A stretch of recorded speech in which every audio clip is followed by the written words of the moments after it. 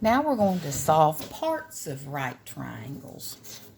Now to do this, you need a calculator or a table that's in the back of your book that is horrible to use.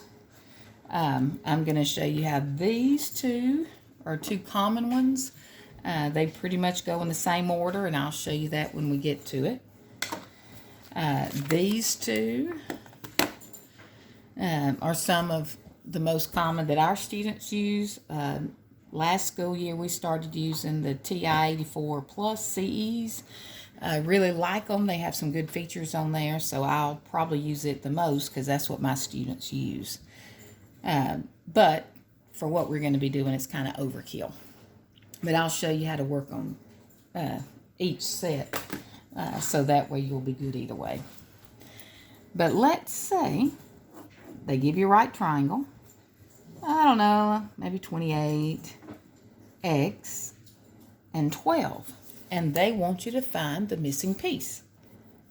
Well, you have to think, what pieces do they give you in relation to the angle? Well, there's your right angle, so you know you got hypotenuse. If you go across from the angle or opposite from the angle, so ask yourself, what trig function goes with opposite over hypotenuse? And that would be sine. Always take sine of the angle, sine of 28, equals opposite over hypotenuse. Now, if you're trying to find x and it's up top for your ratio, since that's over and understood 1, all you're doing is cross multiplying. So x equals 12 times the sine of 28. Now, if you're going to do it, like I said, with one of these, they're kind of backwards, but you find you have to plug in the angle first. 28 sine. Make sure you're in degrees. If you're in radians, that's for another day. Usually 9 times out of 10, at least for high school degrees. So sine of 28, and it comes up 0.46, and you're going to multiply it by 12. If you round it to tenths, is typically what I do, 5.6. Now, if you're doing it with one of these, like I said, I'll use this one more because that's what my students use. You literally can plug in 12 sine 28 equals, and you'll see 5.6.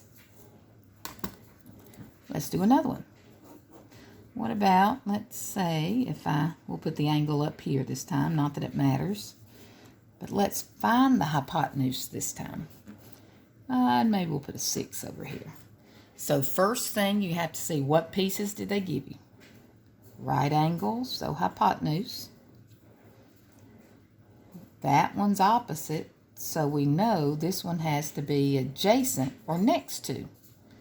So, adjacent and hypotenuse, cosine.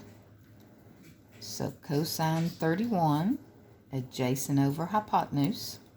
Notice how this time x is underneath. And if you were to cross multiply, the reason why this shortcut works is if you were to cross multiply and work it, you're always going to divide. So to find x in this case, it's going to be 6 divided by cosine 31. So if you're using this one, you literally 6 divided by cosine 31 equals 6.99, so let's go ahead and round it to 7. If you're going to use these, you have to do 6 divided by 31 cosine equals, and you still get it. But you can see it's kind of backwards with those when you have to do the angle first. That's another reason why I prefer ones like this. So if x is on top of your ratio, you always multiply. If x is underneath, you always divide by the angle. Now, you might say, our last example, what about if x is the angle? Now, it doesn't have to be tangent, but since we haven't used it yet, I'll make this one tangent. Because we've got opposite and adjacent. So always trig of the angle, so tangent of x equals opposite over adjacent. Now to find the angle, you're going to use a button. This technically is the same thing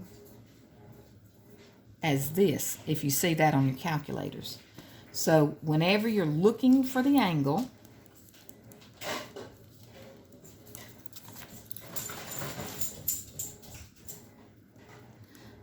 you're always going to use second. And then the trig function. So like this one, it's going to be second tangent, 19 divided by 8 equals. And angles, I typically round to whole numbers, 67. Now, if you were doing it with this one, it's basically the same thing, except like always, it's a little backwards. 19 divided by 8 equals, and then you're going to do your second tangent, 67. Hope this has been of help to you. In another lesson, we will solve the whole right triangle. But for today, that will be it. Hope you enjoyed it.